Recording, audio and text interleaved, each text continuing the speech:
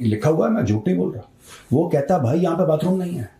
कह रहा है हमारे स्टेडियम इतने खराब हैं कि ना इसमें बाथरूम है, ना इसमें बैठने की जगह है, ठीक है जी, और ना इसमें व्यूइंग एंगल ठीक है। ऐसा लगता है कि आप आधे किलोमीटर से देख रहे हो, 500 मीटर से देख रहे हो।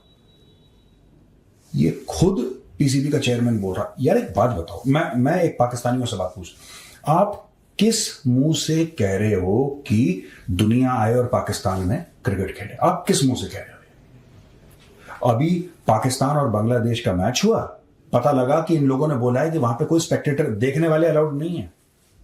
वो खुद ही आपस में खेल रहे हैं, वो बल्ला घुमा रहा है, वो बॉलिंग कर रहा है, वो फील्डिंग कर रहा है, वो हाफ रहा है, उसके पसीने आ रहा है। अच्छा, देखने वाला कोई भी नहीं है वहां पे। कह रहा भैया टीवी पे देखो, कैमरा लगा दिया, इनके शहरों में मैच हो रहा है, nobody is going there to watch because they have said you can't watch. आप नहीं देख सकते भाई, ठीक है। एक तो ये बात है। दूसरी चीज, बांग्लादेश की टीम है, वो कंप्लेन कर रही है कि साहब हमारे होटल में इंटरनेट नहीं चल रहा, क्योंकि भाइयों ने इंटरनेट बंद कर रखा है, क्योंकि इनको लग रहा है पकड़ पाकिस्तान में क्या हो जाएगा, सबका इंटरनेट बंद कर दिया। पूरी बांग्लादेश की टीम बोल रही है। वो कह रहा है कि भाई हम अपने माँ बाप बीवी बच्चों से बात नहीं कर सकते, इंटरनेशनल कॉल वैसे तो नहीं करेगा, ही कॉल ऑन या व्हाट्सएप या किसी और सिस्टम से वो कॉल करेगा जो भी उसका है। मना कर रहे हैं भाई लोग, मना कर रहे हैं, कह रहे नहीं खोलेंगे इंटरनेट। वो कह रहा है धीरे धीरे 2G चल रहा है यहाँ पे। बांग्लादेश में उनको 4G की आदत है, ये कह रहा है 2G चलेगा तुम्हारा, धीरे धीरे कॉल आ रहा है, ड्रॉप हो रहा है, कॉल आ रहा है, देयर फेसिंग अ। अच्छा, ये जो पूरी बात है ना कि बाथरूम नहीं है वहां पे, अब देखो आप सोचो, माना कि इंडियन टीम चली गई, मैं कह रहा हूं लाहौर चली गई, ये गद्दाफी स्टेडियम की बात कर रहा हूं, लाहौर की बात कर रहा हूं। इंडियन टीम पहुंच जाती है लाहौर, और लाहौर पहुंचने के बाद वहां पे रोहित शर्मा है, बुमराह है, कोहली है, अर्शदीप है, अपनी पूरी लाइनअप है वहां पे, और मैच चल रहा है। बीच में कोहली कहता है कि मुझे बाथरूम जाना, या रोहित शर्मा कहता है जी मुझे बाथरूम जाना। जाहिर सी बात है यार, it's a natural call, it's a call of nature. तो बोला बाथरूम जाना, कह रहा वो देख रहे हो पान की दुकान से लेफ्ट जाके पेड़ है, वही है। हाउ इज पॉसिबल यार? आप इंटरनेशनल मैचेस, दो बंदे बैठे मैच देख रहे हैं भाई, डिफिकल्ट एंगल से देख रहा हूं, ऐसे देख रहा हूं मैच, किसने बोला ना एंगल खराब है, दो बंदे मैच देख रहे हैं। अब सोचो, दो बंदे मैच, एक कोई बाथरूम, स्पेक्टेटर है ये, मैं प्लेयर की बात ही नहीं कर रहा हूं, वो कोहली बुमराह उनको छोड़ो, दो बंदे हैं, दो पाकिस्तानी है मैच देख रहे हैं। वो कह रहा भाई मुझे बाथरूम आ रही, कह रहा यहाँ पे बाथरूम नहीं है, रुक जा अभी 4 ओवर बाकी है। कह रहा भाई मुझे बाथरूम जाना है, अर्जेंट है। कह रहा नहीं रुक, 3 ओवर बाकी है। वो कह रहा भाई बाथरूम जाना है मुझे, कह रहा है रोक अभी 1 ओवर बाकी है, रुक। कह रहा नहीं भाई मुझे अब तो बाथरूम जाना ही जाना है, इमरजेंसी है। कह रहे हैं 2 बॉलें हैं, रुक। और फिर वो कहता है सुन अब चले जा, मैच हो गया। वो कहता भाई मेरा भी हो गया। पॉइंट ऑफ व्यू हमारे साथ हैं जी साजिद ताड़ साहब, बहुत शुक्रिया सर कि आज आप आए, thank you so much. Thank you Asu, thank you so much sir. वैसे तो आज हमने बात करनी है मोदी जी के ऊपर जो पोलैंड गए हैं उनके उस विजिट पे, लेकिन उससे पहले मैं आपको एक इस शो के बाद एक वीडियो भेजूंगी मेजर गौरव आर्या की, वो जरूर देखिएगा। और उसमें मेजर साहब ने बताया कि मोहसिन नकवी साहब कह रहे हैं कि सारी दुनिया के क्रिकेटर्स जो है पाकिस्तान आएंगे, लेकिन कज़ाफी स्टेडियम या दूसरे जो ग्राउंड हमारे पास है, स्टेडियम है, वहां पे वॉशरूम नहीं है। तो अब उसके ऊपर क्या कहा जाए जी, वो गरीब हालत है पाकिस्तान की। उसमें देखिए आरजू, आपको पता होना चाहिए कि आज आपका जलसा था तरनौल के पास, और उसको बांग्लादेश की जो टीम आई हुई है यहाँ पे, उसका बहाना बना के एनओसी उसका कैंसिल कर दिया गया है कि वो हालात ठीक नहीं है। और दूसरा ये भी शिकायत आ रही है कि जो बांग्लादेशी टीम है वो अपने फैमिली से बातें नहीं कर पा रहे क्योंकि आपके इंटरनेट के मसाइल चल रहे हैं। लेकिन देखा जाए, अगर एक मैं जो मिसाल दूं, डेली बेस पे जो आपके बकरा मंडी चलती है, सियासी जो सारा दिन शाम को बैठते हैं लोग और जो बातें करते हैं सियासी इमेच्योरिटी की, एक सूबा दूसरे पे हमले की तैयारियां कर रहा है। कोई कहता है किसी के बाप की हिम्मत है तो रोक ले, कोई कहता है कि हम फिर भी कई लोग ऐसे हैं जो बिल्कुल आउट ऑफ कंट्रोल हैं। जिन चीजों को आपके स्टेडियम्स के अगर रेस्ट रूम नहीं है तो जेल को आपने 5 स्टार बना रखा है। खान साहब मुसलसल जो है वो 127 बल्कि अब तो ज्यादा हो चुके होंगे, 127 से ज्यादा आर्टिकल और इंटरव्यू दे चुके हैं जेल के अंदर रहने के बावजूद।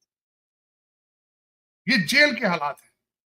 और फिर वो बार बार, बल्कि जो रिसेंट उन्होंने इंटरव्यू दिया है, उन्होंने कहा जी कि मुझे तो जो टेररिस्ट है वैसे कमरे में रखा है और जो सजाए मौत के लोग हैं उनके लिए रखा है।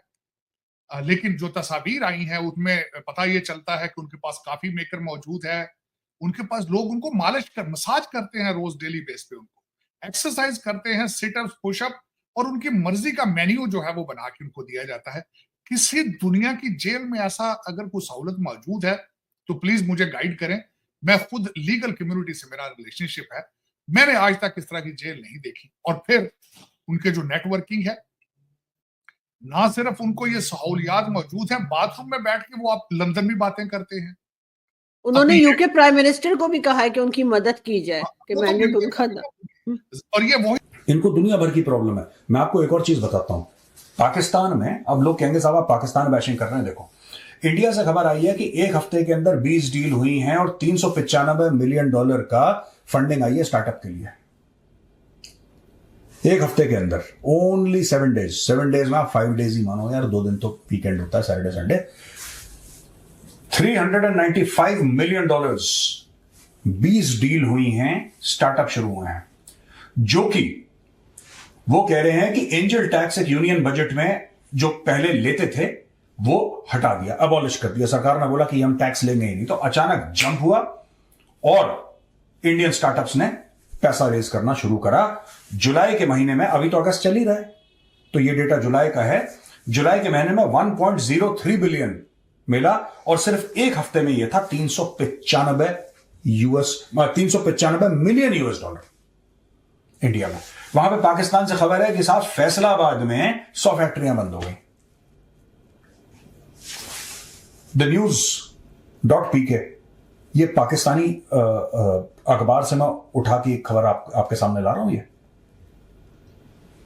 पाकिस्तानी न्यूज़पेपर कह रहा है कि 100 फैक्ट्रियां, इंक्रीज्ड एनर्जी टैरिफ, इन्होंने रेट इतने बढ़ा दिए, पर यूनिट कॉस्ट इतनी बढ़ा दी कमर्शियल कि फैक्ट्री वालों ने ताला लगा दिया। कह रहा भाई साहब या तो हम सामान बना लें, या हम तनख्वाहें दे दें, या हम बिजली का बिल दे दें। ये तीनों काम नहीं कर पाएंगे, इसमें आप चूज एंड पिक कर लो कि क्या करना है। सरकार ने बोला देखो बिजली का बिल तो तुम्हें देना पड़ेगा, उन्होंने बोला ठीक है फिर थैंक यू, सब लोगों को करो फारिग। 100 फैक्ट्रियां बंद हो गई।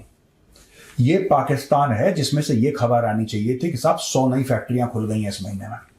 इस महीने में ओनली इन 1 मंथ पाकिस्तान में 100 नई फैक्ट्रियां खुल गई। उल्टा खबर आ रही है कि 100 बंद हो गई।